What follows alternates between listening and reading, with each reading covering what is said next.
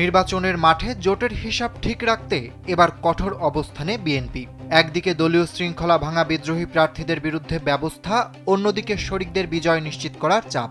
এই দ্বিমুখী চ্যালেঞ্জ সামলাতে নির্বাচনের আগেই কড়া বার্তা দিয়েছে দলটি। ত্রয়োদশ জাতীয় সংসদ নির্বাচন ঘিরে তাই জোট রাজনীতিতে এখন বিএনপির লক্ষ্য একটাই, মিত্রদের জন্য মাঠ তৈরি করা।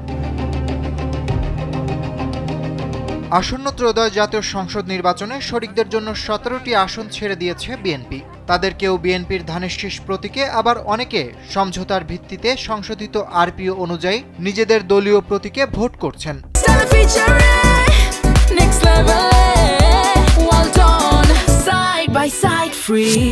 তবে মাত্র 4টি আসনে স্বস্তিতে রয়েছেন শরিকরা, কারণ সেখানে বিএনপির কোনো বিদ্রোহী প্রার্থী নেই। বিজয় নিশ্চিতে বাকি আসনগুলোতে থাকা বিএনপির স্বতন্ত্র প্রার্থীদের প্রতিবদ্ধকতা হিসেবে দেখছেন মিত্ররা। তাই তারা চান নির্বাচনের মাঠে থাকা এসব স্বতন্ত্র প্রার্থীর বিরুদ্ধে দ্রুতই বহিষ্কারের মতো সর্বোচ্চ সাংগঠনিক ব্যবস্থা গ্রহণ করুক বিএনপি। অবশ্য এর আগে 6 আসনে থাকা দলের স্বতন্ত্র প্রার্থীদের বিরুদ্ধে সর্বোচ্চ সাংগঠনিক ব্যবস্থা নিয়েছে দলটি। বুধবার বাকি 6 আসনে থাকা স্বতন্ত্র প্রার্থীদেরও বহিষ্কার করা হয়, কারণ শরিকদের বিজয় নিশ্চিতে বদ্ধপরিকর বিএনপি। এছাড়া যুগপৎ আন্দোলনের প্রধান শরিক বিএনপি চায় না যে নির্বাচনে স্বতন্ত্র প্রার্থীদের নিয়ে শরিকদের কাছে কোনো ভুল বার্তা যাক। তাই শুরু থেকেই নির্বাচন থেকে সরে যেতে দলের পক্ষ থেকে বোঝানো সহ নানা উদ্যোগের পর এবার তাদের বিরুদ্ধে সর্বোচ্চ সাংগঠনিক ব্যবস্থা নিল বিএনপি।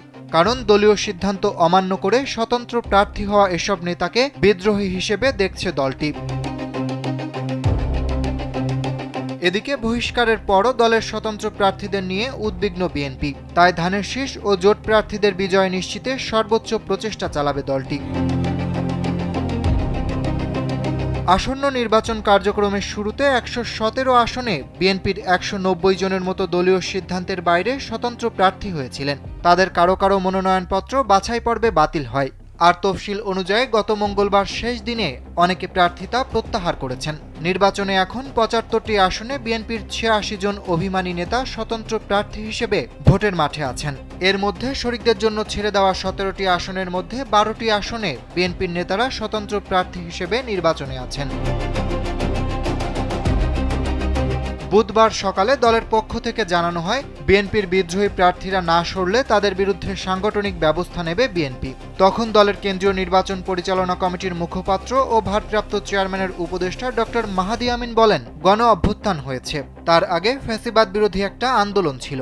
দীর্ঘ সময় দেশের সাধারণ মানুষ যেমন ভোট দিতে পারেননি, একই সাথে এটাও সত্য অনেক ত্যাগী সংগ্রামী রাজনীতিবিদ রয়েছেন যারা কখনো নির্বাচনে অংশ নিতে পারেননি। ফলে এতে দীর্ঘ সময় পরে যখন নির্বাচন হচ্ছে, বিএনপির মতো একটা রাজনৈতিক দলে অভ্যন্তরীণ প্রতিযোগিতা থাকবে, এটাই স্বাভাবিক।